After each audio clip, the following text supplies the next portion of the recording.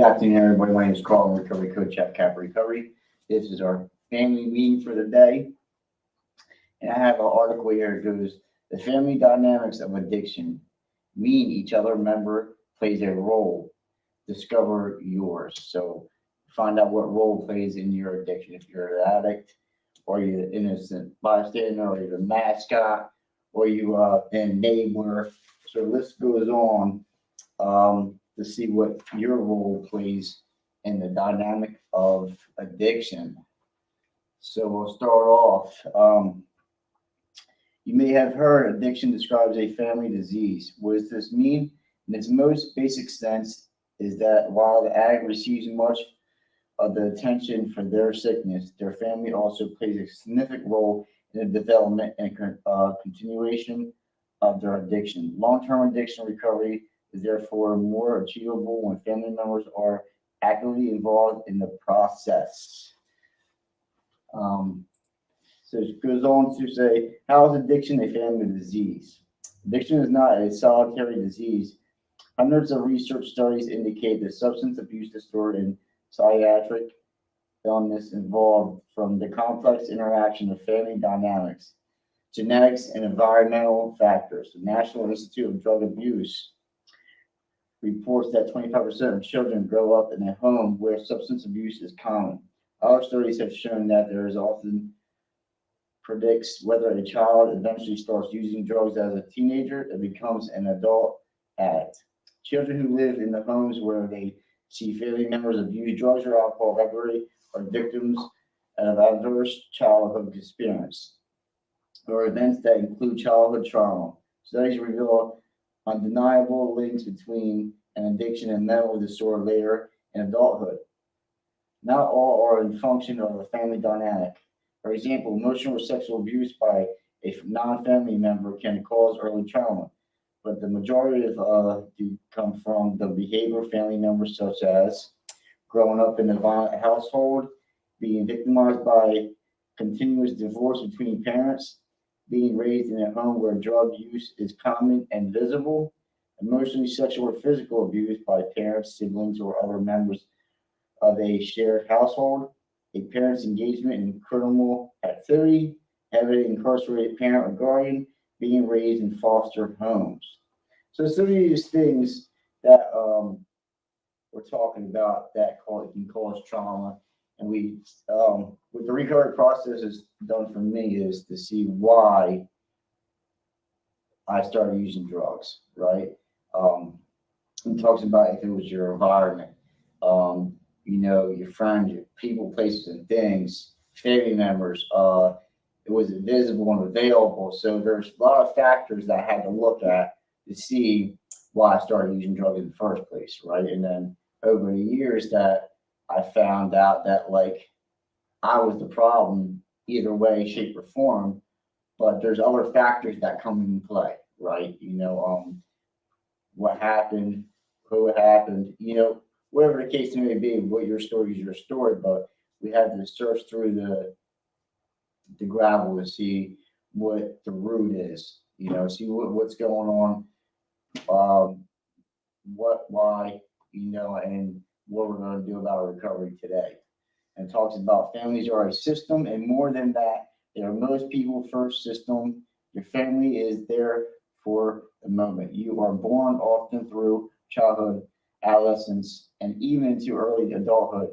If your family shapes who you are initially in life, they can pose complications where addiction is involved. So it is a family disease, right? It's not an individual disease because I affected everybody. My family, my friends, right? Law enforcement, the hospitals, jails, I affected all of it, but the most impact is with my family, the closest one usually gets the brunt end of it. And, there's a mend process that needs to be taken eventually throughout the recovery process. And, it's, I want to say it's rewarding to man up and, understand why I was using. I never, took the time to like sort through it all. I always use more drugs than alcohol to mask it or just to, isolate myself, brush it under the rug. If I don't see it's not there, kind of thing. You know what I mean? And throughout the years, man, it built up, and then it was like for me to get clean or die, one or two. So and I didn't know how much I impacted my family. I knew somewhat, but I didn't know the extent of it. So it takes time. Um, it sure does take time.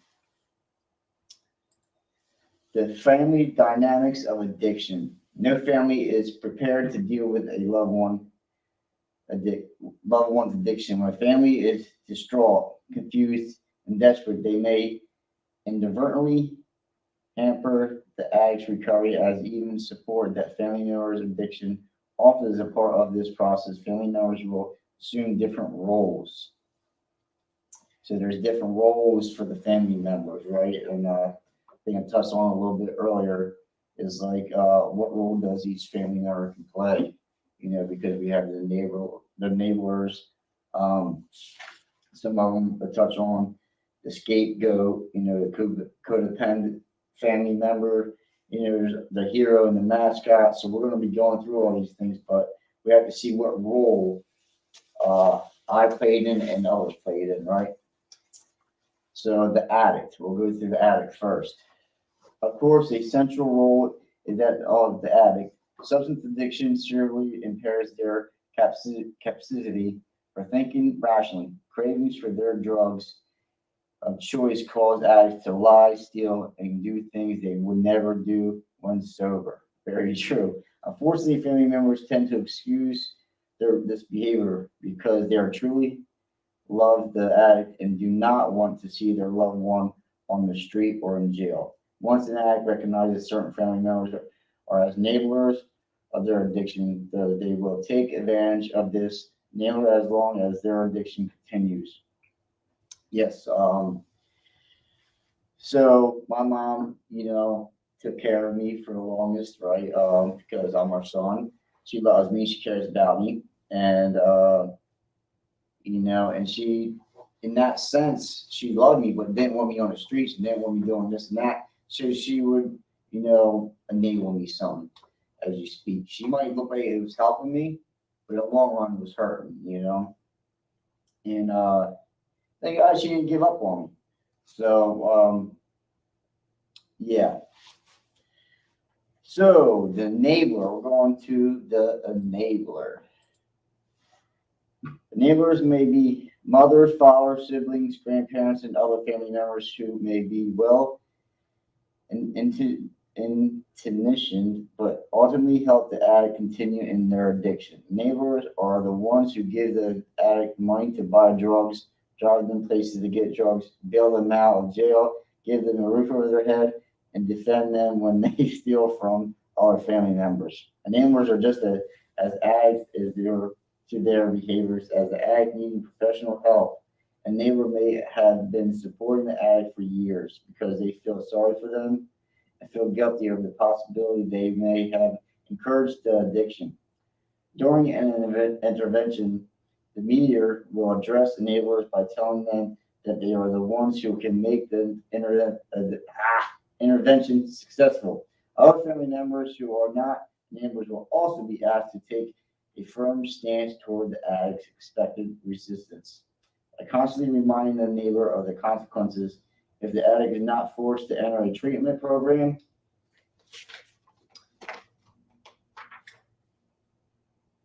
If they're not forced to enter a treatment program. So basically they're given like you want to say an ultimatum.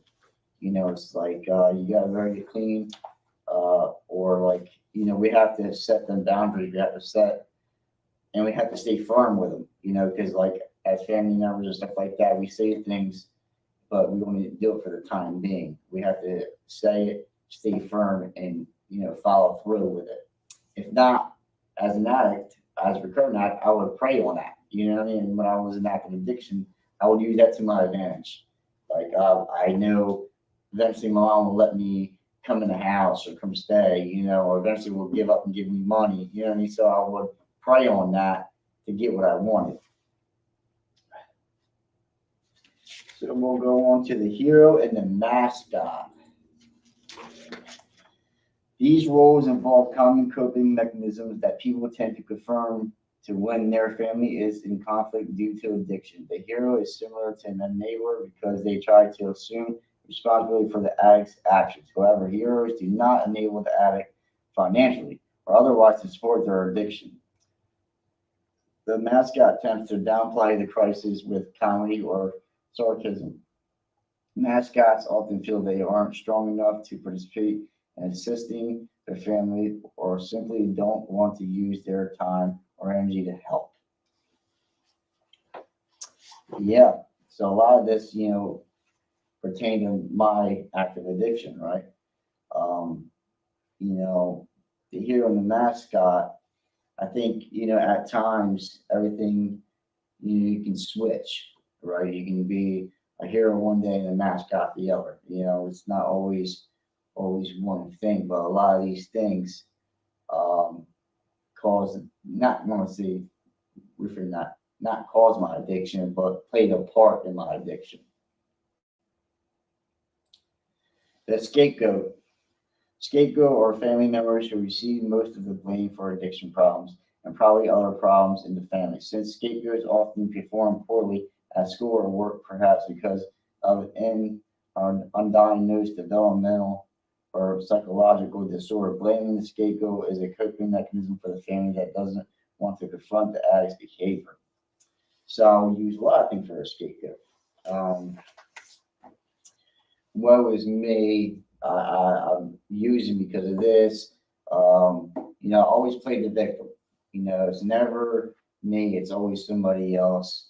And I always need something to escape. And that's why I use drugs in the first place. Someone I wanted to escape reality. I didn't want to deal with reality. So I would use a lot of things for a scapegoat to, do what I wanted and fuel my addiction. The lost child. The lost child is usually a younger member of the family who has always been isolated and neglected.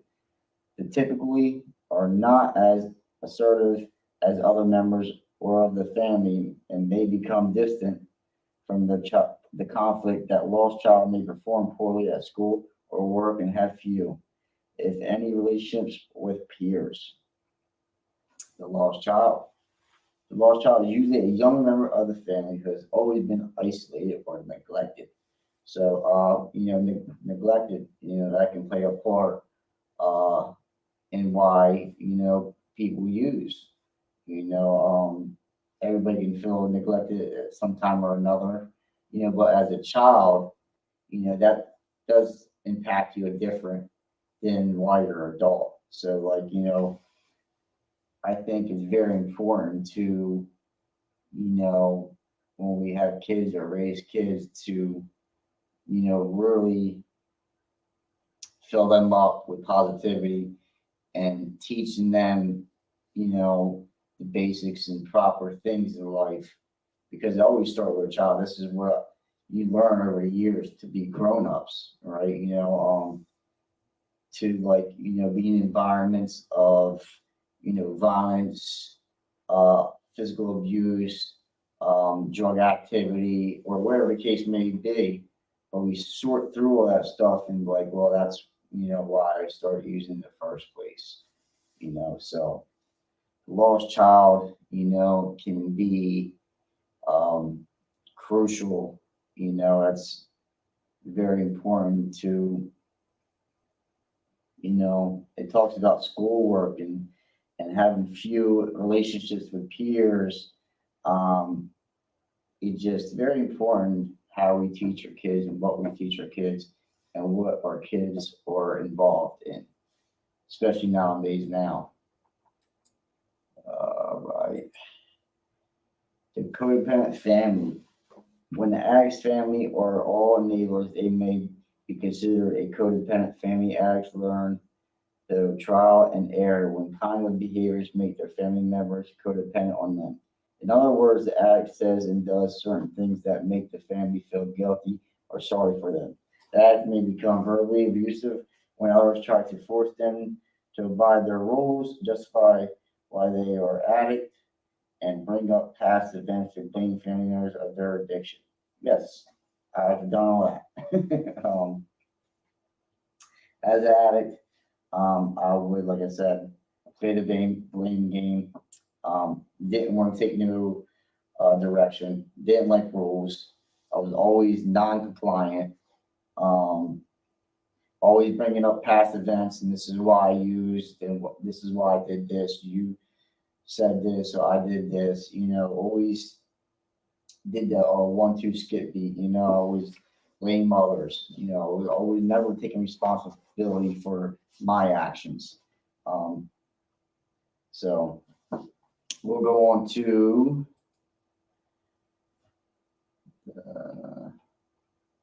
where are we at?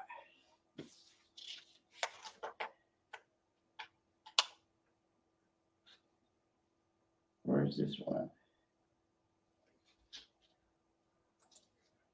I'm sorry. What these family dynamics can mean for recovery. In order to support the recovery of a loved one who has addiction, family members need to be aware of the role that they be playing within their family. Participation in a 12-step group like Al-Anon can help family members become more aware of how they may be unintentionally enabling or supporting their loved one's disease. So, like it says, it's a family disease, right? So there's things that not just the addict has to work on and recover from, and but the family as well. And it talks about Al-Anon, and it talks about maybe some therapy, some counseling, some family counseling. So there's things that the family has to. There's a role that the family plays in. This what the article is about, is finding what your role is and what to not to do and what to do for the future. So there's, you have to find out. You have to make a decision. You have to make a decision and see what part you play and what part you don't play, and where to give your love and your help, but in a good manner. If we, enable somebody, if we give them money or we give them shelter, or we give them this and that, they're not, you're, lessening the rock bottom, right? Because we all have rock bottoms, but we cushion it for somebody, and it just comes to a time that, we have to put our foot down and like say, this enough's enough. I love you, I care about you, but like, I don't want to participate in your or indulge in your addiction anymore. So it's like it comes to a point where you have to make a stand for yourself as a family member. And I mean, you can always love them, pray for them, always be there, but like to participate in any shape or form is just like I am not willing to watch you kill yourself anymore. So we have to find out what role we play. We'll go to the last part here. How can family therapy help? So we all need some therapy. We're going to need some counseling. We need some family therapy. There are several different forms of family therapy. Though they do not provide formal therapy support groups like Al-Anon and Nar-Anon, and have helped many family members feel less alone, more supported, and better equipped to navigate the family dynamics of addiction in healthier ways. Family dynamics workshops and traditional family therapy sessions can also be helpful pathways to recovery. Each of these outlets allows the family to come together and confront the issue they've been trying to deflect, look inward to understand how their personal behavior may be helping or hindering a loved one in recovery. Therapy sessions may or may not involve the addict. The primary objective is the family to understand the impact of their support or lack therefore, of the addict's recovery. Here is a breakdown of the ways in which families involved in a person's experience with rehab and recovery. So these some of the things like I said earlier, that you have to find out. What are you willing to do anymore to help your loved one? And it's a family disease. If you're not the addict and you're just a family member or a friend or a spouse or a partner or a parent or a child, whatever the case may be, we have to find out where our role is and what we're willing to risk anymore. Because when a person is in active addiction, it can be tough. We damage and create chaos, right? So it's like, I'm surprised that my mom and some of my family members and my friends stuck around for as long as they did. How much damage I was causing. And because I look at it now, I would not be putting it up. I wouldn't put up with it, right? You know what I mean? I love you, I care about you, but like I'm not willing to, jeopardize my life or, anything to participate in your addiction. It's just not happening. And if you need help, yes, I'm all for it.